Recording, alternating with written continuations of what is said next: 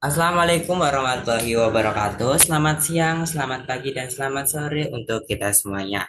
Kita di sini dari kelompok 7 dari kelas 2023A akan mempresentasikan hasil pembahasan terkait aset dan pengukurannya di mata kuliah teori akuntansi yang diampu oleh Bapak Puji. Next.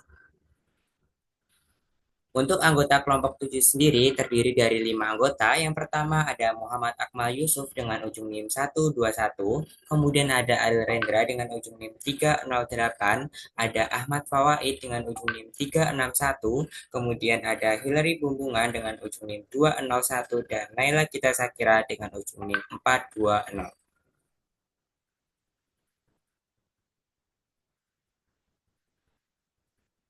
Baik, memasuki pembahasan yang pertama yaitu tentang perspektif peneliti dalam akuntansi.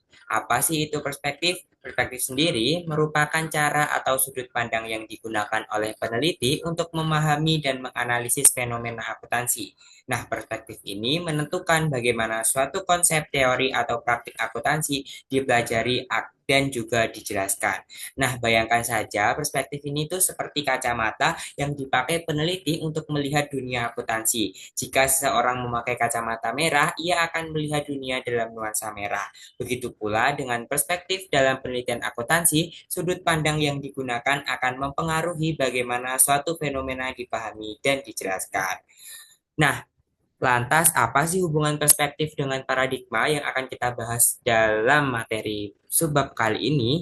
Nah, Thomas Kuhn, seorang filsuf Sains, menjelaskan bahwa paradigma adalah seperangkat keyakinan, nilai, teknik, dan juga metode yang diterima oleh suatu komunitas ilmiah dalam suatu periode waktu tertentu. Nah, paradigma di sini itu membentuk perspektif yang nantinya akan digunakan dalam sebuah penelitian. Perspektif dan paradigma merupakan dua konsep yang saling berkaitan dalam sebuah penelitian di dalam akuntansi. Nah, jika diibaratkan, perspektif ini merupakan cara untuk melihat suatu fenomena, sedangkan paradigma merupakan kerangka berpikir yang lebih luas yang nantinya dapat membentuk perspektif tersebut. Oleh karena itu, meskipun subjudul perspektif, namun di dalam bahasa ilmiah kita akan lebih familiar dengan penyebutan paradigma. Next. Kemudian memasuki subbab yang kedua yaitu terkait perspektif peneliti dalam akuntansi terkait jenis-jenis paradigmanya itu sendiri. Yang pertama yaitu paradigma fungsionalis. Paradigma pertama yang memandang akuntansi sebagai sistem objektif yang bertujuan untuk memastikan keteraturan sosial. Pendekatan ini menggunakan metode ilmiah dan positivisme untuk menentukan keteraturan dalam praktik akuntansi serta menekankan pentingnya aturan dan standar yang dapat diterapkan secara universal. Kemudian yang kedua ada paradigma interpretatif. Paradigma ini lebih menitik beratkan pada pemahaman subjektif individu terhadap akuntansi. Pendekatan ini juga melihat akuntansi sebagai hasil konstruksi sosial yang dibentuk melalui interaksi manusia dan budaya organisasi. Akuntansi dalam perspektif ini bukan sekedar alat untuk mengukur sebuah keobjektifan, namun perspektif interaktif ini itu sesuatu yang dapat dipahami dan digunakan secara berbeda oleh setiap individu berdasarkan pengalaman dan juga persepsi mereka. Next. Nah, kemudian ada paradigma humanis radikal. Paradigma ini mengkritisi peran akuntansi dalam membentuk kesadaran individu. Paradigma ini berfokus pada bagaimana sistem akuntansi dapat menjadi alat kontrol ideologis yang membatasi cara berpikir dan bertindak seseorang dalam lingkungan organisasi. Nah, pendekatan ini seringkali mempertanyakan asumsi dasar dalam praktik akuntansi yang telah diterima secara luas. Nah, paradigma selanjutnya yaitu strukturalis radikal. Paradigma strukturalis radikal melihat akuntansi sebagai bagian dari sistem kekuasaan yang memperkuat ketimpangan sosial dalam pandangan ini. Nah, akuntansi yang digunakan sebagai alat untuk mempertahankan dominasi kelompok tertentu atas kelompok lain, terutama dalam hal distribusi sumber daya dan kekayaan. Pendekatan struktural radikal menekankan adanya perubahan sosial dalam praktik akuntansi supaya nantinya menjadi lebih adil dan juga inklusif. Next.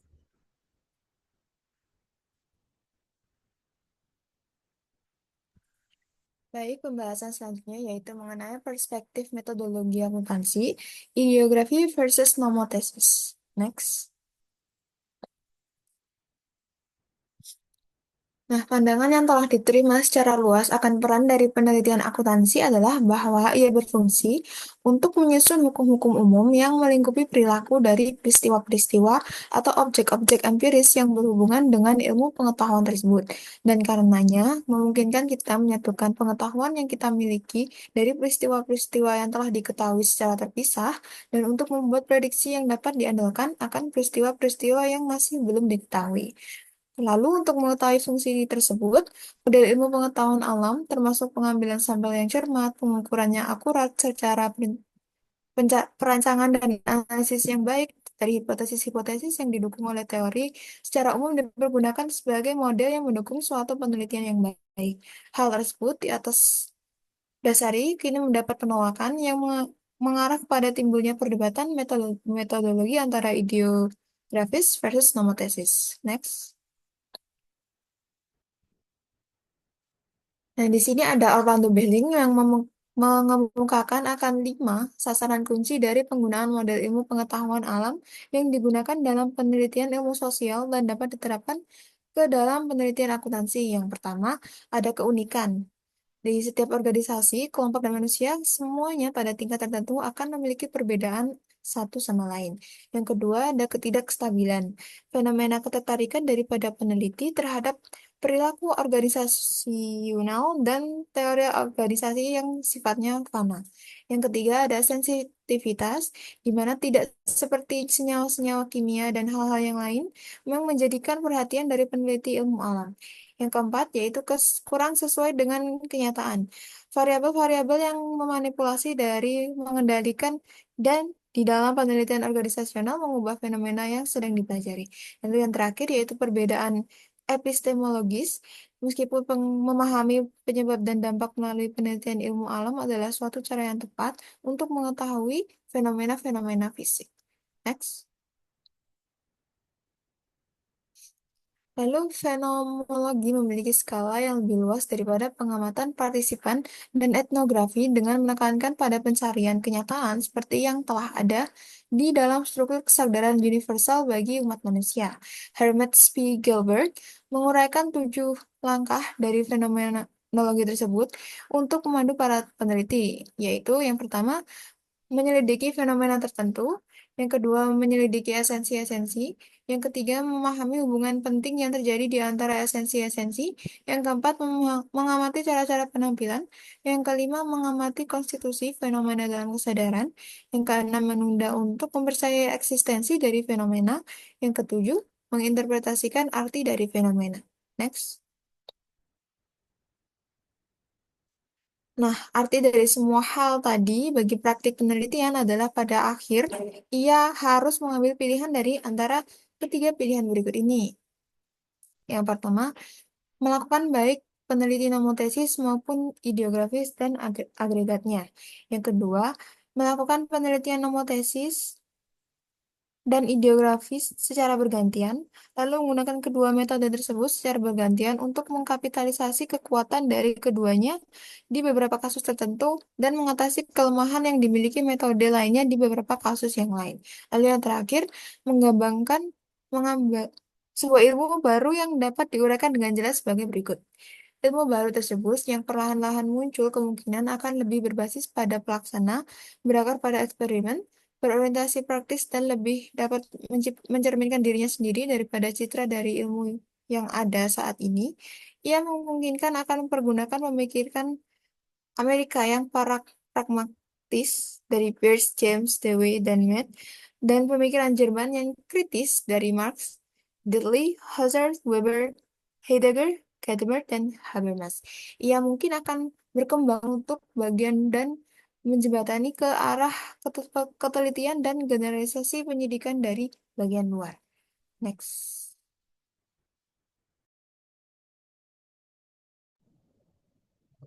Oke, berikutnya yaitu perspektif ilmu akuntansi. Jadi di sini itu ada 2 bahasan, yaitu tentang Vehelling's Five-Way Objection dan Stephen Pepper's Word Hypothesis. Oke, yang pertama itu Vehelling's Five-Way Objection. Jadi Orlando Behling ini mengajukan 5 penolakan utama terhadap model ilmu pengetahuan alam yang digunakan dalam ilmu pengetahuan penelitian ilmu sosial, yang mana ini dapat diterapkan dalam penelitian akuntansi. Pertama, keunikan. Setiap organisasi, kelompok, dan orang berbeda pada tingkat tertentu dari yang lainnya, sehingga mengembangkan hukum umum yang tepat dalam perilaku organisasi dan teori organisasi tidak mungkin dilakukan. Kemudian ada ketidakstabilan, fenomena yang menarik bagi para peneliti dalam perilaku organisasi dan teori organisasi itu bersifat sementara. Yang ketiga ada sensitivitas, tidak seperti senyawa kimia dan hal-hal lain yang menarik bagi para peneliti ilmu pengetahuan alam, orang-orang yang membentuk organisasi dan dengan demikian organisasi itu sendiri dapat berperilaku secara berbeda jika mereka menjadi sadar akan hipotesis penelitian yang berkaitan dengan mereka. Yang keempat adanya kurangnya realisme, memanipulasi dan mengendalikan variabel dalam penelitian organisasi, mengubah fenomena yang diteliti. Yang kelima, perbedaan epistemologis, meskipun memahami sebab dan akibat melalui penelitian ilmu pengetahuan alam adalah cara yang tepat untuk mengetahui tentang fenomena fisik, jenis pengetahuan yang berbeda yang tidak bersentuhan oleh pendekatan ini lebih penting dalam perilaku organisasi dan teori organisasi. Berikutnya ada Stephen Pepper's World Hypothesis, yang mana pengetahuan adalah hasil dari penyempurnaan kognitif yang konstan. Kritik peningkatan klaim akal sehat merujuk pada pengetahuan akal sehat sebagai klaim tanda yang dilakukan. Penyempurnaan kognitif ini dapat dicapai dengan yang pertama, pembuktian multiplikatif, yang mana konfirmasi fenomena oleh berbagai subjek, dan yang kedua, pembuktian struktural penggunaan teori dan hipotesis tentang dunia dan konfirmasi dengan data empiris. Pepper membedakan 4 hipotesis dunia sebagai hipotesis struktural yang memadai. Keempat hipotesis tersebut ada formisme yang mencakup teori analitik dan dispersif. Yang kedua ada mekanisme yang mencakup teori-teori analitik dan integratif. Yang ketiga ada kontekstualisme yang mencakup teori-teori sintetik dan dispersif. Yang keempat ada organikisme yang mencakup teori-teori sintetis dan integratif. Oke, kita akan membahas formisme dan mekanisme dalam akuntansi. Formisme dalam akuntansi itu terdiri dari pencarian kesamaan dan perbedaan antara berbagai objek studi tanpa memperhatikan hubungan potensial di antara mereka. Ya, dapat dikatakan bahwa semua pengetahuan teknis dalam akuntansi yang digunakan dalam pengajaran akuntansi dan termasuk dalam buku teks standar sebagian besar bersifat formistik. Formisme sangat cocok dengan praktik akuntansi di mana kategori sama saja dengan mencapai solusi. Kemudian, mekanisme dalam akuntansi. Mekanisme dalam akuntansi tidak hanya mencari persamaan dan perbedaan antara objek studi, tetapi juga dan terutama untuk hubungan kuantitatif yang memungkinkan deskripsi dan prediksi. Mekanisme dalam akuntansi juga mencari keteraturan empiris di antara fenomena yang berbeda melalui berbagai bentuk korelasi statistik. Sebagian besar penelitian empiris dalam akuntansi atau sering disebut penelitian arus utama, sebagian besar bersifat mekanistik yang tidak terhindarkan. Mekanisme dalam akuntansi berfokus pada perolehan deskripsi yang lebih lengkap dan representasi yang lebih baik untuk menggambarkan representasi singkat dari logika yang menghubungkan bagian-bagian dari objek penelitian akuntansi.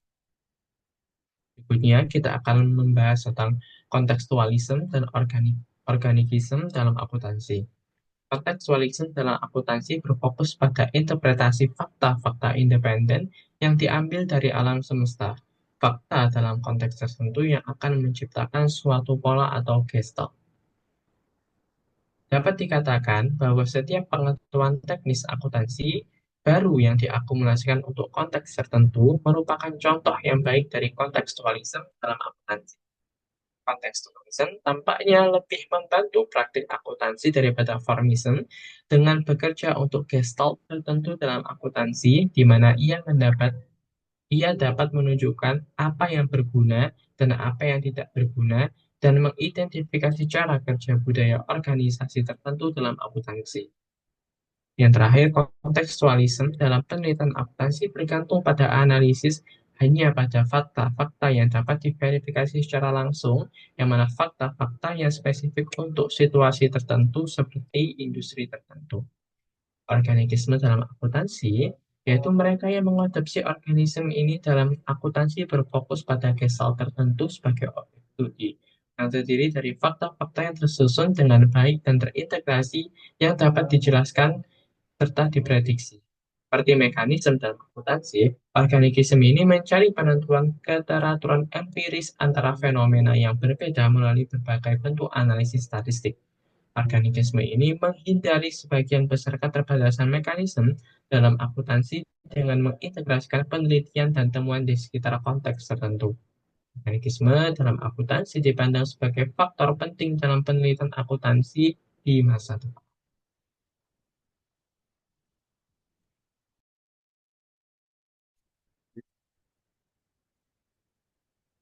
Ini adalah perspektif pada penelitian akuntansi. Next.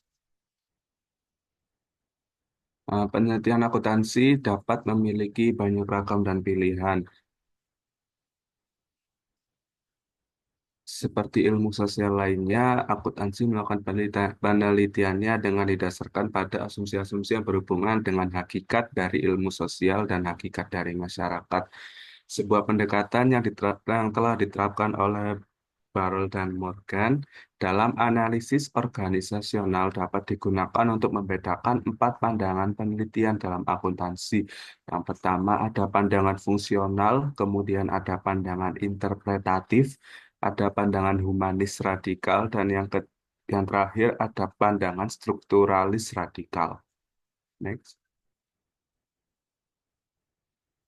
Kemudian ada kerangka kerja Barrel dan Morgan. Di sini ada 2 kerangka kerja dari Barrel dan Morgan. Yang pertama ada hakikat ilmu sosial. Nah, dalam hakikat ilmu sosial ini terdapat 3 asumsi yang dibahas dalam kaitannya dengan hakikat dari ilmu sosial.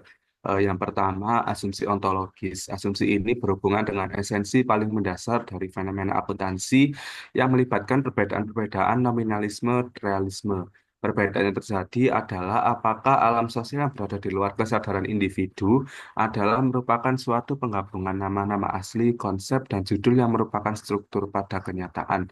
Kemudian yang kedua ada perdebatan tentang epistemologi yang berkaitan dengan dasar pengetahuan dan hakikat pengetahuan, melibatkan debat anti-positivisme, positivisme. Perdebatan ini berfokus pada kegunaan dari pencarian hukum atau keteraturan yang menjadi dasar dalam bidang sosial. Kemudian yang ketiga ada perdebatan sifat manusia, yang di sini berkaitan dengan hubungan antara manusia dan lingkungannya yang melibatkan perdebatan voluntarisme determinisme. Perdebatan ini fokus pada apakah manusia dan aktivitasnya ditentukan oleh situasi atau lingkungan. Kemudian yang kedua ada hakikat dari masyarakat. Satu asumsi mengenai hakikat masyarakat yaitu perbedaan susunan konflik atau yang lebih tepatnya disebut perdebatan regulasi perubahan radikal. Sosiologi regulasi mencoba untuk menjelaskan masyarakat dengan berfokus pada kesatuan dan keterpaduannya serta perlunya diberikan suatu regulasi. Sosiologi perubahan radikal sebaliknya mencoba untuk menjelaskan masyarakat dengan berfokus pada perubahan radikal, konflik struktural mendalam, cara pendominasian, dan pertentangan struktural yang terjadi pada masyarakat modern. Next. Kemudian ada pandangan fungsionalis dalam akuntansi. Pandangan fungsionalis dalam akuntansi berfokus pada penjelasan keteraturan sosial, di mana akuntansi memainkan sebuah peranan. Paradigma fungsional dalam akuntansi melihat fenomena akuntansi sebagai hubungan dunia nyata yang konkret, yang memiliki keberaturan dan hubungan sebab akibat yang dapat diterima dengan disertai penjelasan dan peramalan ilmiah. Next. Kemudian ada pandangan interpretatif dalam akuntansi. Asumsi-asumsi dominan dari pandangan interpretatif dalam akuntansi hendaknya adalah yang pertama, percaya pada pengetahuan, kemudian percaya pada kenyataan fisik dan sosial, kemudian yang ketiga hubungan antara teori dan praktik.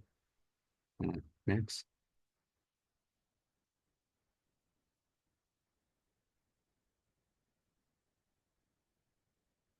Kemudian ada pandangan humanis radikal dalam akuntansi. Pandangan humanis radikal dalam akuntansi berfokus pada penjelasan tatanan sosial dan memberikan penekanannya pada bentuk-bentuk dari perubahan radikal. Next. Kemudian yang terakhir adalah ada pandangan strukturalis radikal dalam akuntansi. Pandangan strukturalis radikal dalam akuntansi akan menantang tatanan sosial.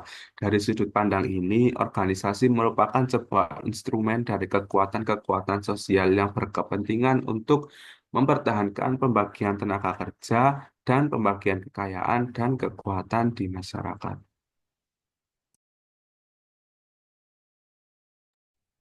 Baik, yang selanjutnya yaitu mengenai fondasi intelektual dalam akuntansi. Next slide.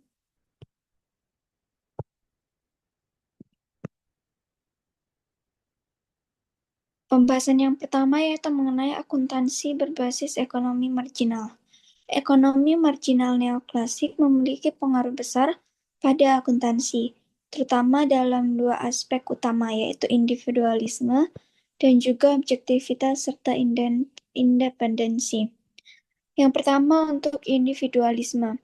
Individualisme ini menekankan hak pemilik untuk mengendalikan sumber daya, baik dengan mengabaikan pemisahan kepemilikan dan manajemen maupun dengan menganggap perusahaan sebagai entitas sah yang mengelola sumber daya.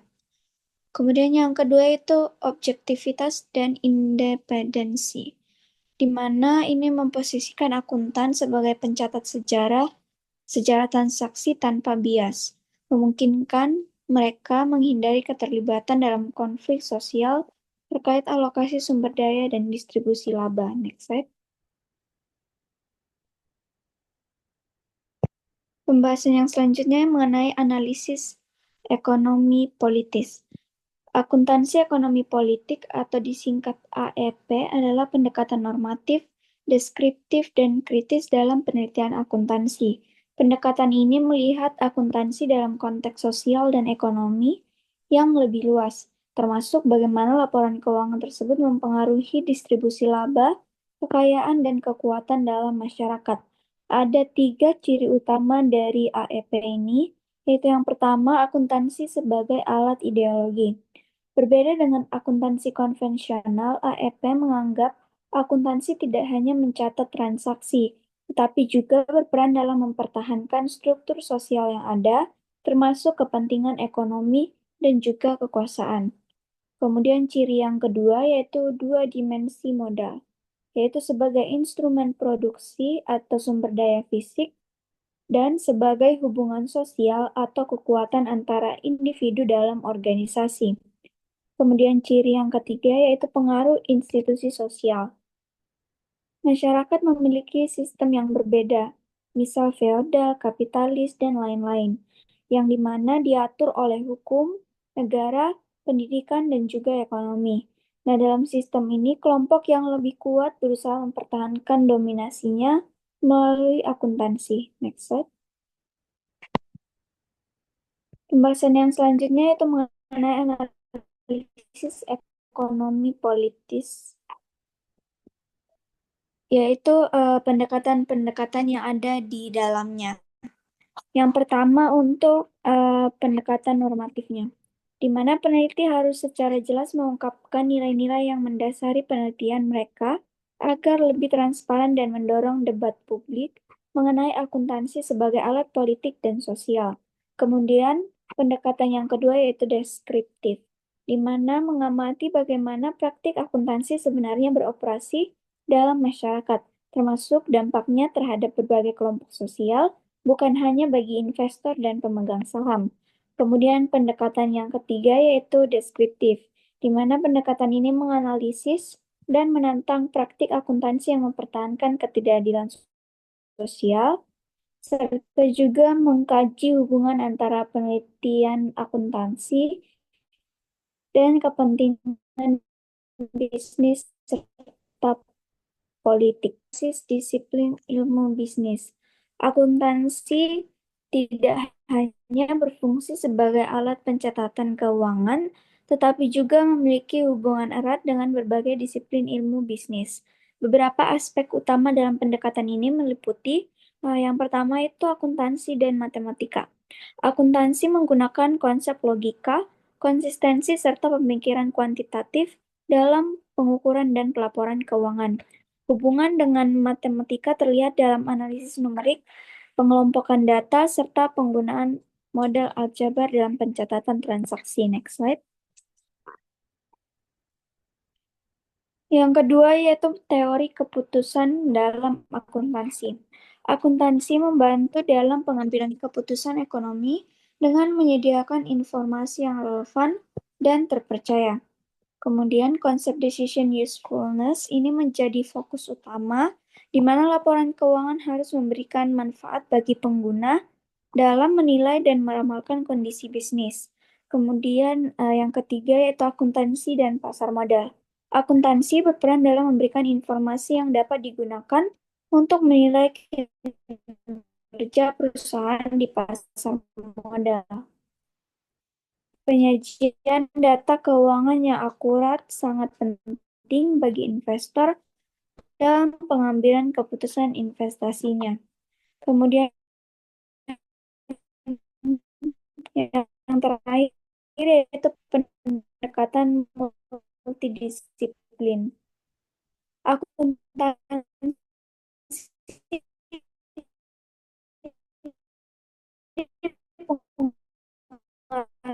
dipengaruhi oleh faktor sosial, ekonomi, sehingga menjadikannya bidang yang dinamis dan berkembang sesuai dengan kebutuhan masyarakat dan juga